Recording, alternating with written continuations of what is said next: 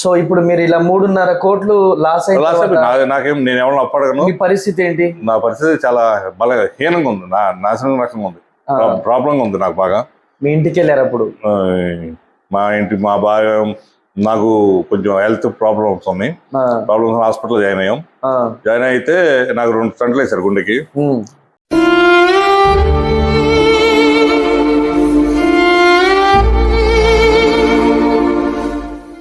నా భార్య ఏమో మరి ఆమెకి ఏమో నేను భార్య ఎప్పుడు కొట్లాడుకోవటం అది ఏం లేదు, నువ్వు నన్ను చూస్తలే కదా అని చెప్పి ఏమనిపించినేమో నన్ను వదిలేసింది ఆమె.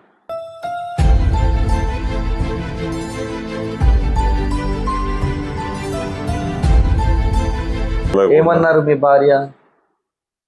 భార్య అంటే నన్ను ఏమంటా లేదు, నేను బట్టలు తీసుకొచ్చి బయట తీసేసింది అంతే.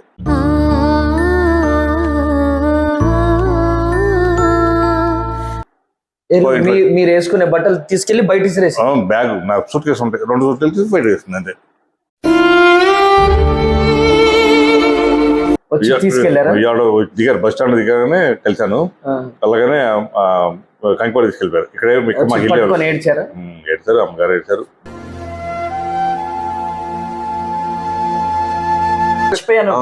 నా పిల్లలు 2 పిల్లలు అండి, ఒక బాబు ఒక పాప. బాబు ఏం చేస్తున్నాడు? బాబు బొంబాయిలో జాబ్ చేశాడు, 1,00,000 రూపాయలకి నెలకు 1,00,000 రూపాయలు సంవత్సరం చేశాడు. ఇంకా ఎక్కువ సంపాదించుకున్నది చెప్పి, అంటే సంపాదన గురించి కాదు కానీ ఇంకా ఎక్కువ చదవాలని చెప్పి, అంటే ఇక్కడ ఎంఎస్ చేయడానికి వెళ్ళిపోయాడు, ఆస్ట్రేలియాలో బాబు. అవునండి.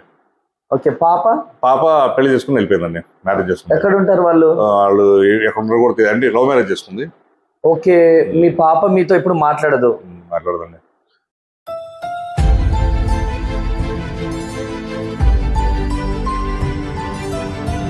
బాబు కూడా అమ్మ కూర్చోండి ఇప్పుడు. బాబు మాట్లాడరు, పాప మాట్లాడరు. ఎక్కువ మాట్లాడదు. బాధపడొద్దు, నేను బాధపడతలేను.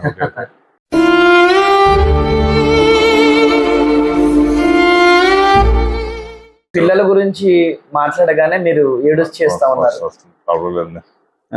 ఎంతైనా కన్న బిడ్డలు కాబట్టి బిడ్డల గురించి మాట్లాడగానే మీ కంట్లో వాటర్ కనపడేస్తా ఉన్నాయి.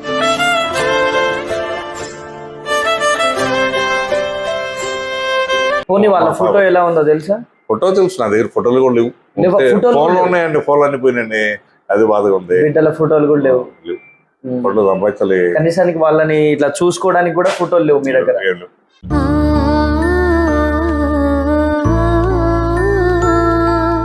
ఇప్పుడు ఒకవేళ మీ పాప బాబు డాడీ రండి వెళ్దామంటే వెళ్తారా? లేదండి, ఇక్కడ ఉందాం అనుకున్నది. నా ఇండివిజువల్ మెంటాలిటీ నాది, నేను ఎక్కడ ఉన్నానండి.